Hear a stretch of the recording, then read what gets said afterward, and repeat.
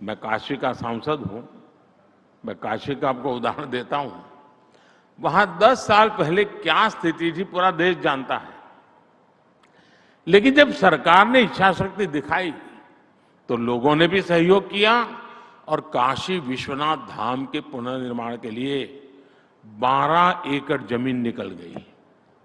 आज उसी जमीन पर म्यूजियम, फूड कोर्ट, मुमुक्षु भवन, गेस्ट हाउस, मंदिर चौक, एम्पोरियम, यात्री सुविधा के तरह अनेक प्रकार की सुविधाएं विकसित हो गई है।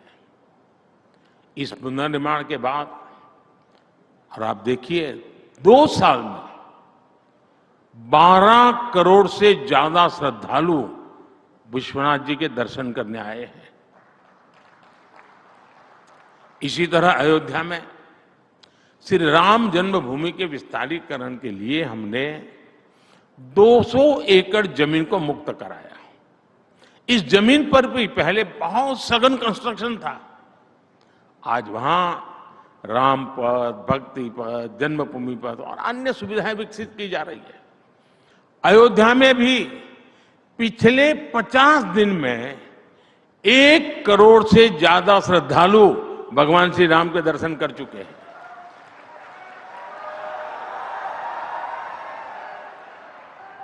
कुछ ही दिन पहले मैंने द्वारिका जी में भी विकास के अनेक कार्यों का लोकार्पण किया। वैसे साथियों, देश को अपनी विरासत को सहेजने का मार्ग एक तरह से यहां गुजरात की धरती ने दिखाया था। याद कीजिए, सरदार साहब के नेतृत्व में सोमनाथ मंदिर का जीर्णोद्धार अपने आप में बहुत ही ऐतिहासिक घटना थी। गुजरात अपने आप में ऐसी अनेकों विरासत को संभाले हुए है। ये अहमदाबाद शहर वर्ल्ड हेरिटेज सिटी है। रानी की वाव, चांपानेर और धौलावीरा भी वर्ल्ड हेरिटेज में गिने जाते हैं। हजारों वर्ष पुराने पोर्ट सिटी लोथल की चर्चा दुनिया भर में है। गिरनार का विकास हो, पावागढ़, मोढेरा, अंबाजी, ऐसे सभी महत्वपूर्ण स्थलों में अपनी विरासत को समृद्ध करने वाले काम किए गए हैं। साथियों, हमने स्वतंत्रता संग्राम से जुड़ी विरासत के लिए राष्ट्रीय प्रेरणा से जुड़े अपने स्थानों के लिए भी विकास का अभियान चलाया है। हमने दिल्ली में, आपने देखा होगा, एक राजपथ हुआ करता था। हमने राजपथ को कर्तव्य पथ के रूप में विकसित करने का काम किया। हमने कर्तव्य पथ पर नेताजी सुभाष चंद्र बोस की प्रतिमा स्थापित की। हमने अंडमान निकोबार द्वीप समूह में स्वतंत्रता संग्राम और नेताजी से जुड़े स्थानों का विकास किया, उन्हें सही पहचान भी दी।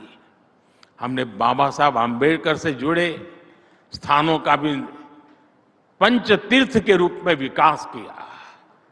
यहां एकता नगर में सरदार वल्लभ भाई पटेल स्टैच्यू ऑफ यूनिटी आज पूरी दुनिया के लिए आकर्षण का केंद्र बन गई है। आज लाखों लोग सरदार पटेल जी को नमन करने वहां जाते हैं। आप दांडी देखेंगे, वो कितना बदल दिया है। हजारों लोग दांडी जाते हैं आज। अब साबरमती आश्रम का विकास और विस्तार इस दिशा में एक और बड़ा कदम है। साथियों, भविष्य में आने वाली पीढ़ियां, यहां इस आश्रम में आने वाले लोग यहां आकर ये समझ पाएंगे कि साबरमती के संत ने कैसे चरखे की ताकत से देश के जन मन को आंदोलित कर दिया था। देश के जन मन को चेतनवंत बना दिया था और जो आजादी के अनेक प्रवाह चल रहे थे, उस प्रवाह को गति देने का काम कर दिया था। सदियों की गुलामी के कारण जो देश हताशा का शिकार हो रहा था, उसमें बापू ने जन आंदोलन खड़ा करके एक नई आशा भरी थी, नया विश्वास भरा था। आज भी उनका विजन हमारे देश को उज्जवल भविष्य के लिए एक स्पष्ट दिशा दिखाता है। बापू ने ग्राम स्वराज और आत्मनिर्भर भारत का सपना देखा था। वीके न्यूज, राष्ट्र के नाम।